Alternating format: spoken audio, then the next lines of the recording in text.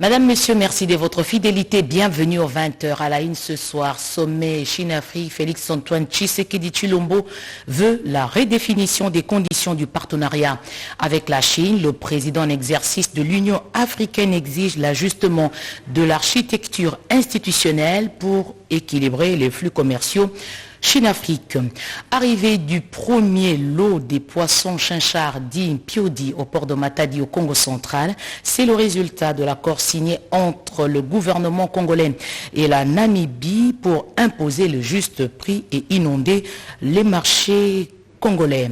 Les chrétiens catholiques prient pour que la bienheureuse annualité Nengapeta soit déclarée sainte. Fridolin cardinal Ambongo, archevêque de Kinshasa, est arrivé à Isiro pour un pèlerinage spirituel. Voilà tout pour le titre. Bienvenue à toutes et à tous. Comment optimiser les produits africains pour parvenir à un équilibre face aux flux commerciaux Chine-Afrique? C'est la position du continent africain affichée par Félix-Antoine Tshisekedi Tshilombo, président en exercice de l'Union africaine. C'était aujourd'hui au sommet de la coopération sino-africaine tenue par visioconférence. Bureau de la Cité de l'Union africaine, le président Félix-Antoine Tshisekedi Tshilombo a participé au sommet Chine-Afrique de Dakar ouvert ce lundi matin. Approfondir le partenariat sino-africain et promouvoir le développement durable pour bâtir une communauté d'avenir partagée Chine-Afrique dans la nouvelle ère, tel est le thème de la 8e conférence ministérielle du Forum sur la coopération sino-africaine qui réunit en présentiel et en visioconférence plusieurs chefs d'État.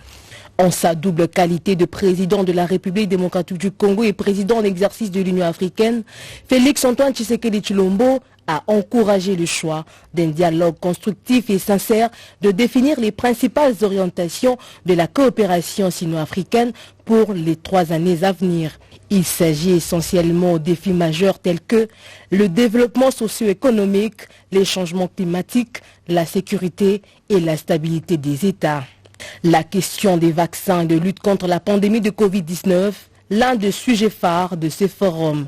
Le président Félix Tshisekedi a profité de l'occasion pour saluer les initiatives prises sur la construction d'une communauté d'avenir partagée sino-africaine en matière de lutte contre la Covid-19 qui continue à préoccuper le monde avec le nouveau variant. Lors du sommet extraordinaire de 2020 sur la solidarité contre ce fléau, la Chine avait annulé les dettes africaines sans intérêt arrivées à échéance en 2020.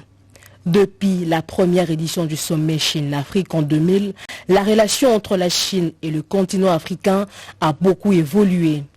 Les échanges commerciaux ont été multipliés par 20, atteignant plus de 200 milliards de dollars en 2019 selon la Chine. 4 documents de la plus grande importance seront paraphés à Dakar, dont un programme d'action pour 2022-2024, ainsi qu'une convention sur la vision 2035 de la coopération sino-africaine sur le changement climatique. Outre le président de la République démocratique du Congo, Félix-Antoine Tshisekedi Tshilombo, le président égyptien Abdel Fattah al-Sisi et le président sud-africain Cyril Ramaphosa ont également participé par visioconférence à cette conférence qui prendra fin ce mardi 30 novembre. Parlement, adoption de la proposition de loi organique portant protection et promotion des personnes vivant avec handicap. Les sénateurs ont aussi jugé recevable la proposition de loi du sénateur Didier Momengo, protection du patrimoine matériel et immatériel de la République démocratique du Congo. Sandra Nyangitabou. De la Régie des eaux attendue dans les prochains jours au Sénat. Une interpellation qui lui est adressée par le sénateur Papi Bazego. C'est au cours d'une plénière présidée ce lundi par le speaker du Sénat, Modeste Bahati Lukwebo, que l'initiative de faire venir le directeur général de la Régie des eaux pour s'expliquer sur les aspects spécifiques de la gestion de cette entreprise publique a été adoptée à l'unanimité. La session étant essentiellement budgétaire, le président du Sénat, Modeste Bahati, avait lors de son ouverture au mois de septembre promis qu'un accent sera mis également sur le contrôle parlementaire, comme l'indiquent les articles 175 et 176 du règlement d'ordre intérieur du Sénat. Puisque nous sommes légalistes, nous sommes revenus conformément à l'article 177 de notre règlement intérieur, solliciter l'approbation de l'Assemblée plénière pour que le directeur général puisse venir répondre, n'est-ce pas, aux préoccupations des élus. Une autre initiative parlementaire examinée au cours de la même plénière, c'est la proposition de loi du sénateur Didier Moumengi sur la sauvegarde et la valorisation du patrimoine culturel matériel et immatériel de la République démocratique du Congo. Elle a été déclarée recevable et renvoyée à la commission socio-culturelle pour enrichissement avant d'être débattue en plénière à la session de mars. Cette loi vise la protection de la promotion du patrimoine culturel congolais. À l'aune de cette loi, nous enregistrons le fleuve Congo comme patrimoine national. Parce que c'est notre patrimoine. Mais nous ne l'avons pas déclaré et enregistré officiellement et solennellement comme patrimoine national. Nous pouvons donc dire à ceux qui sollicitent les eaux du fleuve Congo, attention, c'est un patrimoine national. Aussitôt après, la plénière a poursuivi avec les amendements du rapport de la commission mixte socio-culturelle et PAJ de la proposition de loi organique portant protection et promotion des droits de la personne avec handicap avant le vote article par article de la dite loi. Désormais, les personnes avec handicap ont un cadre légal qui reconnaît leurs droits et devoirs. Sur 109 membres du Sénat, 82 ont pris part au vote et tous ont voté à l'unanimité.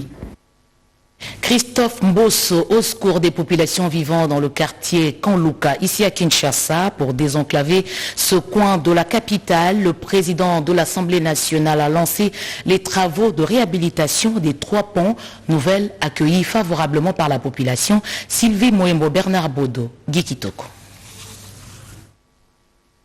Dans la ville de Kinshasa, la population du quartier Kanluka, dans la commune de Ngalema, a lancé un cri de détresse au regard de l'ampleur des dégâts causés par cette pluie diluvienne. Les habitants de ce quartier périphérique de la capitale ont sollicité et obtenu du président de l'Assemblée nationale son intervention dans la résolution de ces problèmes. Christophe Mbosso Kodiapwanga a répondu favorablement à cet appel en allant communier avec cette population. Le président de l'Assemblée nationale a annoncé le début de travaux de réparation de 3 ponts endommagés qui donnent accès au quartier Kanluka avant de s'intéresser à d'autres ouvrages d'intérêt commun dont les forages d'eau. Le speaker de la Chambre basse du Parlement a signifié à la population du Kanluka qu'il agissait au nom du chef de l'État, Félix Antoine Tshisekedi Tshilombo, qui reste disposé à d'éventuelles interventions, surtout qu'ils se sont redevables envers cette population qu'il a adoptée. Des produits surgelés arrivent en stock important. Un premier lot d'Impiodi est arrivé au port de Matadi, au Congo central. C'est l'une des victoires du combat mené par le ministre de l'économie nationale contre la cherté de la vie, Sandra Nyangitabou, pour des précisions. Combat pour le juste prix des produits surgelés, le gouvernement de la République ne baisse pas les bras. Déjà, le premier lot de poissons chinchards est arrivé lundi au port de Matadi, dans la province du Congo central. C'était en présence du gouverneur intérimaire, du maire de Matadi, d'une importante délégation du ministère de l'économie nationale, des importateurs et plusieurs habitants de Matadi qui ont accueilli ce lot en liesse. Il s'agit de la première livraison dans le cadre de l'accord signé entre le gouvernement congolais, représenté par le ministre de l'économie nationale Jean-Marie Kalumba, et la Namibie. Comme vous voyez, les images parlent déjà de l'arrivée du premier lot de 1145 tonnes de vivres frais en provenance de la Namibie. Les services de quarantaine sont là présents. Ils vérifient. Les services de l'OCC, ils vérifient en attendant qu'ils puissent commencer à décharger les produits. Les importateurs appuyés par le gouvernement s'organisent avec les réseaux des distributeurs et des modalités de vente seront bientôt fixées après concertation entre le ministère de l'économie nationale et d'autres parties prenantes à ce processus. Autre chose, l'épouse du chef de l'État est arrivée à Bunia, en Ituri, province sous état de siège, comme Kisangani et à Bunia, 2 étapes précédentes. Denise Nyakero Tshisekedi a fait l'objet d'un accueil chaleureux. Regardez. Autour de midi, que la première dame de la République atterrit à Buta, dans le Bas-Zwélé, en provenance de Kisangani. La notabilité du Bas-Zwélé, avec à sa tête la sénatrice Carole Aguito, a fait front commun avec le gouverneur de province, d'autres autorités administratives, politiques et militaires pour accueillir la première dame de la République. Le chef de l'État, le président Félix Antoine Tshisekedi Tshilombo, nous a beaucoup honorés en nous envoyant la première dame pour nous visiter. Quand elle vient, ça veut dire que lui aussi est là. Personnellement, je suis venue accueillir la première dame dans la province du Bas-Zwélé parce que c'est une première visite qu'elle effectue chez nous. Et ensuite, c'est aussi une première fois qu'une première dame va passer la nuit dans le Bas-Zwélé à Buta. Donc pour nous, on est très honorés. Le fait de nous avoir honorés, nous avions le devoir de l'accompagner pour sa mission, d'organiser son accueil et pour que ce soit une réussite. C'est une grande joie. Depuis que le Bas-Zwélé a été province, on n'a jamais accueilli une grande personnalité de marque comme ça. Les civilités seront de très courte durée car c'est dimanche. Et pas question pour Denise Nyakiro Tshisekedi de ne pas se tourner vers Dieu pour l'action de grâce hebdomadaire. Les plus heureux de tous sont les fidèles de la 14e communauté baptiste du Congo Nord qui célébraient les centenaires de leur communauté. La présence de l'épouse du chef de l'État a doublé la saveur de cette célébration. Le président de l'Église du Christ au Congo l'a bien mesuré. Surtout la joie est immense parce que non seulement l'Église fête, mais aussi l'épouse, la mère de la nation est parmi nous. Et donc, c'est comme on dit en anglais, overjoy. Donc la joie est immense. On ne peut pas exprimer ça en des paroles simples. Après le culte, le cortège a aussitôt pris la direction de l'hôpital général de référence de Buta. Comme à Kisangani et partout où elle est passée, la présidente de la fondation Denise Nyakiro Tshisekedi a ramené avec elle de quoi soutenir les efforts du personnel soignant dans la prise en charge des patients. Un Congo où les femmes sont autonomes et participent à l'essor économique du pays, c'est cette ambition que la première dame nourrit et la partage avec toutes les femmes qu'elle rencontre. Celles du marché à Guito étaient à l'honneur et ont reçu les encouragements de Denise Nyakiro Tshisekedi qui d'un air rassurant a partagé la satisfaction de rencontrer les bâtons de premières heures qui nourrissent des familles avec une seule arme, le courage. Plusieurs autres couches de la population se sont donné rendez-vous au grand stade de la ville pour écouter la messagère du peuple.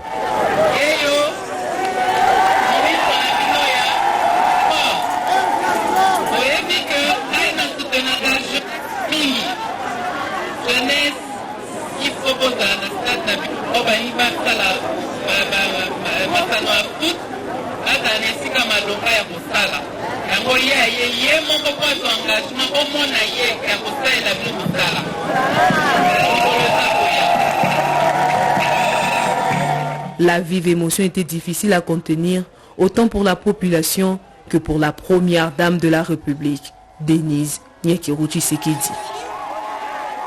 Avant de quitter Kisangani, l'épouse du chef de l'État a communié avec les populations riveraines vivant sur la rive gauche du fleuve Congo, un moment d'échange maternel avant la visite de Denise Nyakiro Tshisekedi aux chutes de Ouagenia. Au lieu touristique, reportage Naïcha Kialamouila, Patrick, Michel Moukou et Charles Malelo. Dans les derniers moments de son itinérance dans la Tchoupou, la première dame de la République a traversé l'autre rive de Kisangani pour atteindre Lubunga, l'une des 6 communes du chef-lieu de la province. Sa présence dans cette partie de la ville a réajusté la confiance de ces populations aux autorités, une marque de considération qu'elles ont traduite par l'accueil chaleureux réservé à celle qu'elles appellent la première dame de première fois. Réunis dans l'enceinte du centre promotion sociale de Lubunga, les Boyomé de l'autre rive ont eu leur moment de communion avec l'épouse du chef de l'État.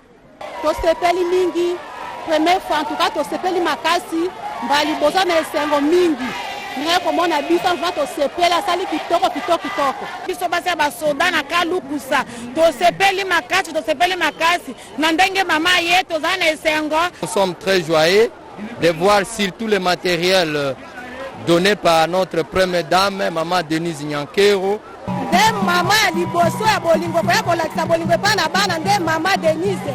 Séance tenante, la présidente de la fondation Denise Nyakero Tshisekedi a remis du matériel essentiel à la formation et encadrement des jeunes de cette contrée.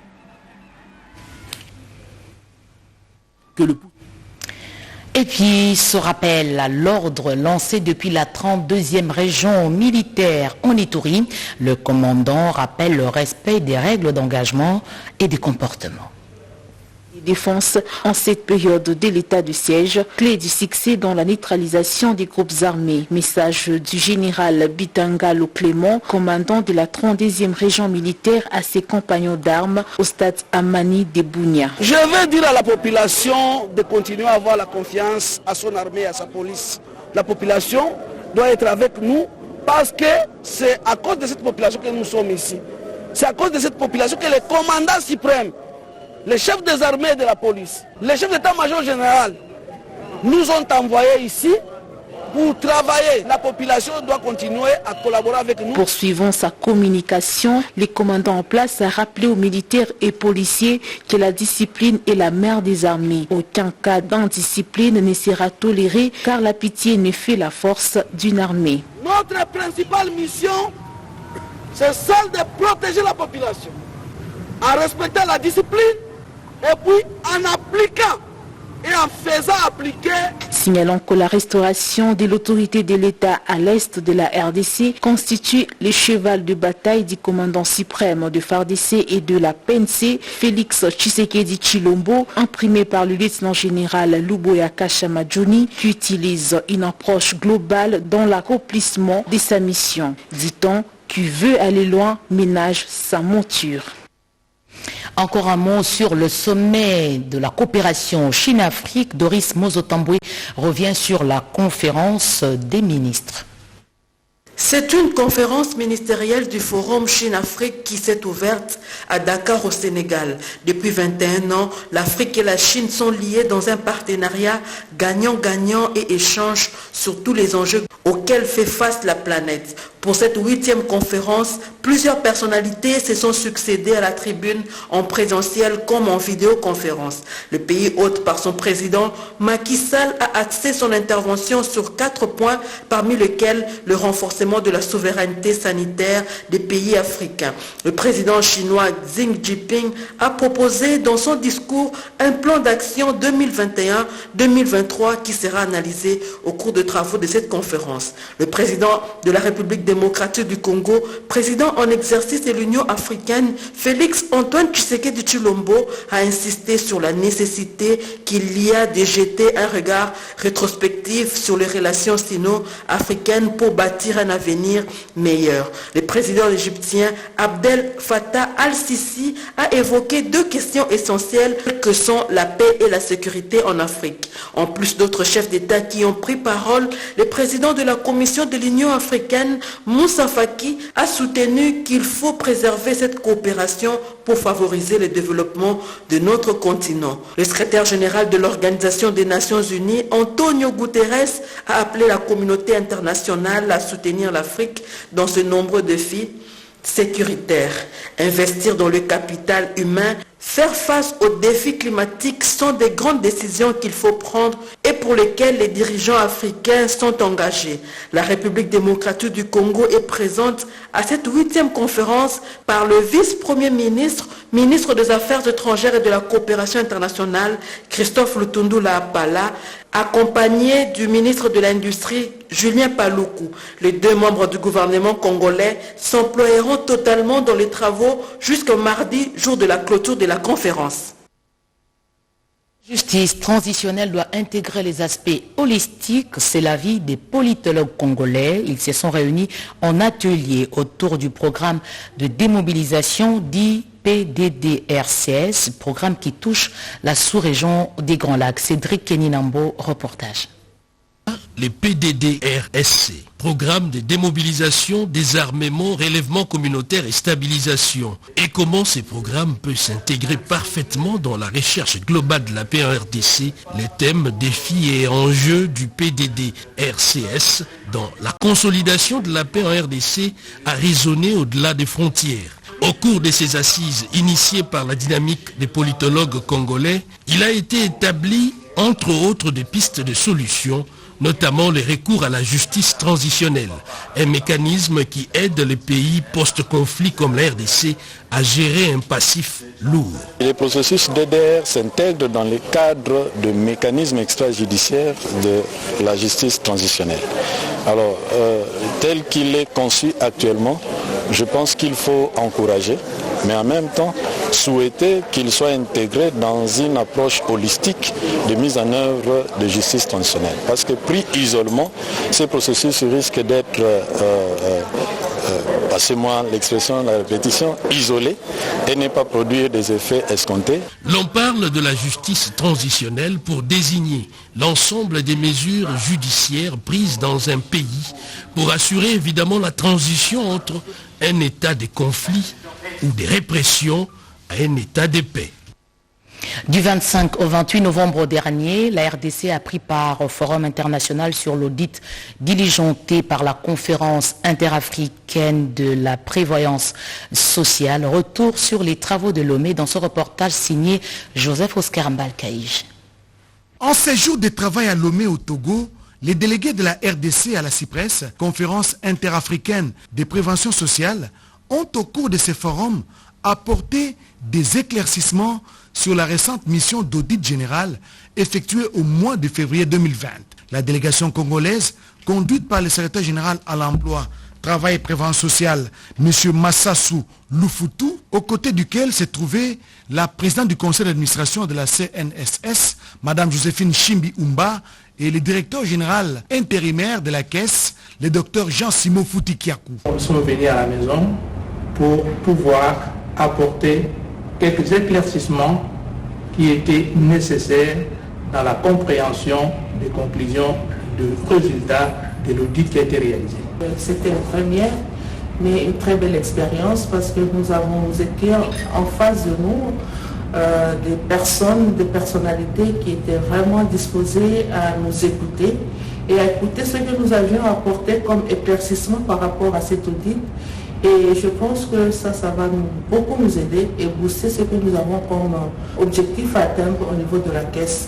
Ces travaux organisés du 25 au 28 novembre 2021 ont constitué un motif de satisfaction pour Jean-Simon Foutikiakou. À notre arrivée, nous avons eu à avoir deux éléments, des outils de travail, notamment le rapport de la mission d'audit de la CIPRES, mais aussi celui de l'Inspection générale des finances. Tenir compte des observations et de la CIPRES et de l'audit de l'Inspection générale des finances. Parmi les missions de la CIPRES figurent les contrôles et la surveillance des gestions des organismes de sécurité des pays membres. Rapprochement des hommes d'affaires kenyans et congolais, les deux parties se retrouvent à Kinshasa mais aussi dans deux autres villes de la République démocratique du Congo. Une rencontre dans le cadre de la foire commerciale. Avant l'ouverture des travaux, l'ambassadeur du Kenya accrédité en République démocratique du Congo a visité les stands d'exposition Rodépanda. Commercial RDC Kenyan se tient du 29 novembre au 14 décembre 2021. Ouverte dans la capitale Kinshasa, cette foire est organisée par les deux gouvernements du Kenya et celui de la RDC avec l'appui de la plateforme de la mission commerciale kenyane. Elle va se poursuivre dans trois autres villes du pays, à savoir Lubumbashi, Goma et Mbujimaï. Et Equity Bank en est le sponsor. L'ambassadeur kenyan en RDC, le docteur Georges Massafou, a effectué ce dimanche 28 novembre 2021 une visite d'inspection sur les sites d'exposition pour s'imprégner de l'évolution des travaux. We have come to inspect the preparedness. Nous sommes venus ici pour inspecter le lieu prévu pour l'exposition et nous voulons nous rassurer du niveau de préparation pour que tout soit prêt pour l'exposition qui doit avoir lieu à partir de mardi. L'ambassade du Kenya va avoir son stand ici pour que nous puissions être en mesure de donner des informations à tous les exposants et les visiteurs. Nous allons parler des services que nous fournissons et nous voulons bien aider les hommes d'affaires pour répondre à toutes les questions qu'ils vont devoir poser. Il faut se rappeler que notre président Uhuru Kenyatta et le président de la RDC Félix Tshisekedi, ils ont demandé que nous puissions avoir cette exposition pour que nous puissions rapprocher nos hommes d'affaires. Nous invitons tout le monde à venir pour venir voir un peu le genre de partenariat que nous allons avoir entre le RDC et le Kenya. Le président de ces pays vient pour venir officiellement lancer ou ouvrir cette exposition. C'est un great honor. C'était un grand honneur. Il faut noter que c'est une mission qui est sponsorisée par Equity Bank. C'est une banque qui a investi ici. Voilà pourquoi cette banque encourage les hommes d'affaires du Kenya de venir également investir ici en RDC. Pour la toute première fois, ce forum d'échange commercial est organisé en RDC par la volonté de deux chefs d'État, Félix Antoine Tshisekedi Tshilombo et Uhuru Kenyatta. La RDC sera bientôt dotée d'une nouvelle politique nationale de l'aménagement du territoire. En ce moment, Lubumbashi accueille les travaux d'élaboration de la dite politique, travaux lancés par le ministre de tutelle Guy Luando.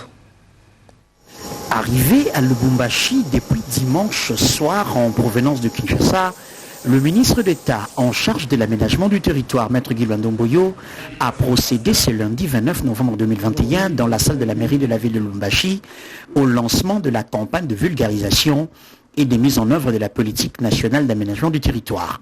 Ce, en présence notamment du gouverneur du Haut-Katanga, Jacques Kabula Katwe.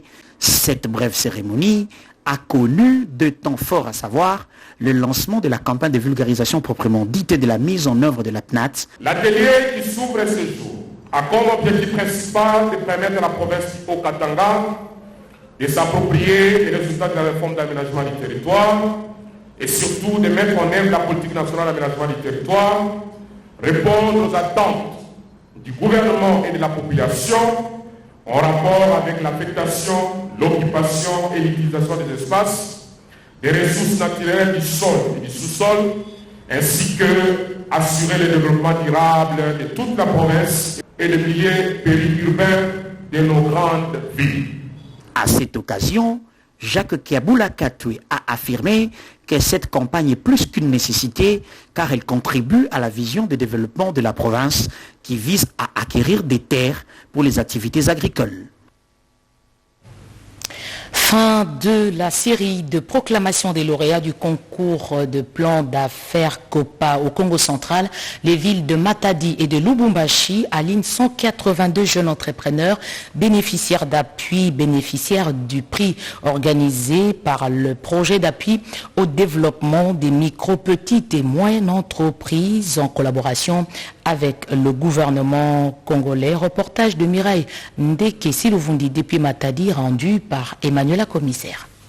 Dernier à Kinshasa, la tournée de proclamation solennelle des résultats et présentation des lauréats du concours de plan d'affaires pour les jeunes entrepreneurs et porteurs de projets vient de boucler la boucle à Matadi dans le Congo central. 182 jeunes entrepreneurs viennent de bénéficier d'une subvention importante comme fonds de démarrage et de croissance de leur PME. La cérémonie qui nous réunit ce jour est l'aboutissement d'un processus de candidature qui ont cru au projet d'appui au développement des micro, petites et moyennes entreprises en vue de les former sur différentes thématiques indispensables pour les préparer au succès qui les attend demain dans le monde de l'entrepreneuriat. Le consortium d'Eloït en charge du jury a procédé à une sélection rude en partant des quelques critères d'éligibilité parmi lesquels l'âge variant de 18 à 35 ans, l'enregistrement d'une PME depuis plus ou moins 2 ans, œuvrant dans l'une des 4 provinces pilotes du projet et la présentation d'un plan d'affaires pertinent.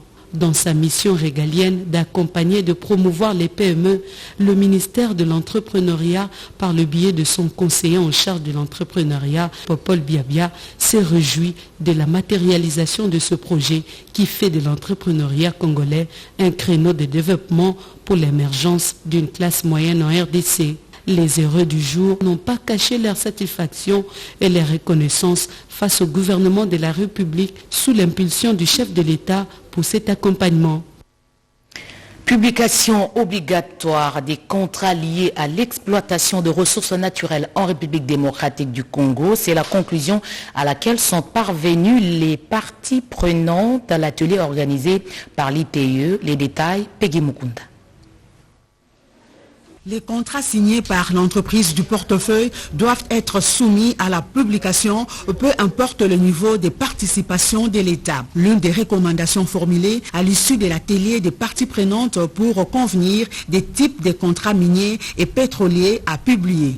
Nous nous sommes convenus que tous les contrats impactant les ressources naturelles doivent être publiés à tous les niveaux.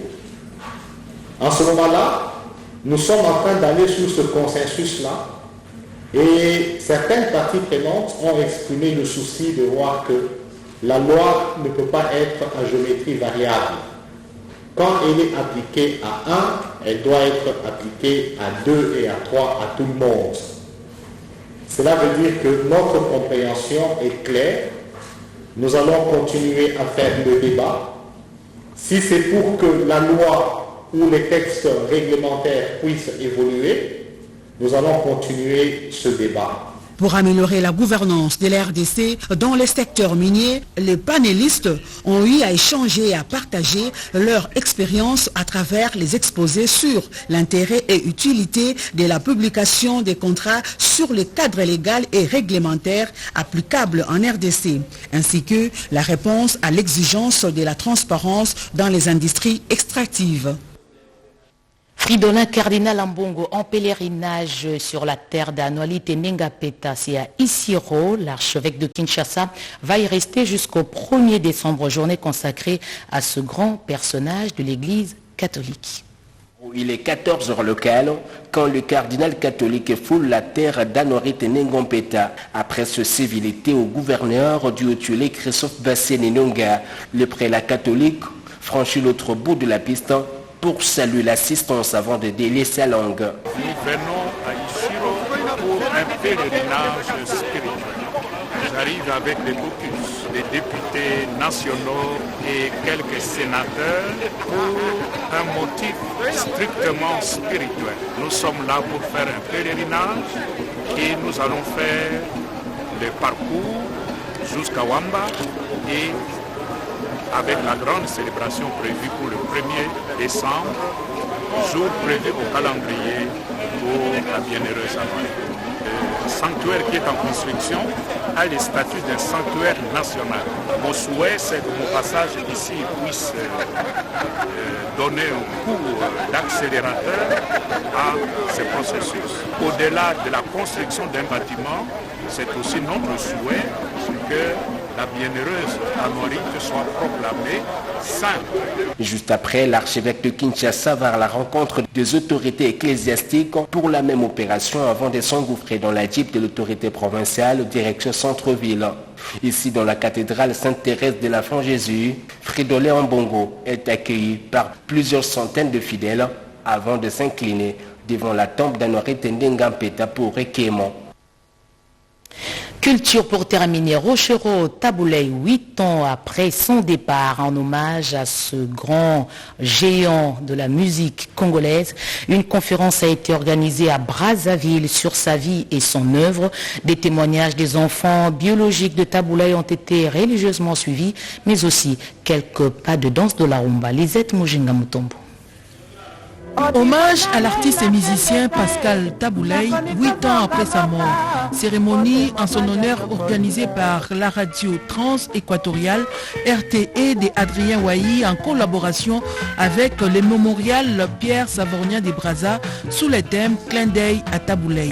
Le professeur Grégoire Lefouba a fait l'analyse philosophique et sociologique de la poésie musicale du seigneur Tabouley. Une conférence marquée par des différents témoignages sur la vie vie et l'œuvre de cette icône de la musique africaine. Parmi les intervenants, Alain Akwala, ancien ministre, Mike Mounan, ancien musicien de Taboulay, Célie Bichou, ancien sociétaire de l'Oké Jazz et les témoignages de Charles Tabou, enfant biologique de l'illustre disparu, ainsi que l'ambassadeur de la République démocratique du Congo en République du Congo, Maître Christophe Muzungu. Yolande Elebema Dembo, commissaire général en charge de la coopération, décentralisation et francophonie, a représenté Kinshasa au nom du gouverneur Chantiningo Bilambaka à cette activité à Brazzaville.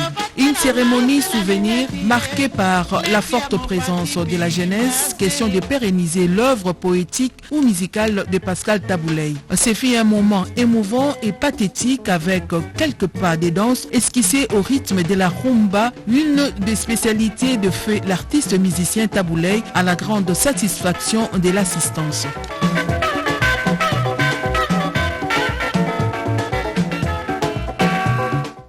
En page noire, le parquet général près la Cour de cassation a la profonde douleur d'annoncer à tous les magistrats du ministère public, fonctionnaires et agents de l'ordre judiciaire le décès de Feli Mosengo Kimbono, procureur de la République de Bouta.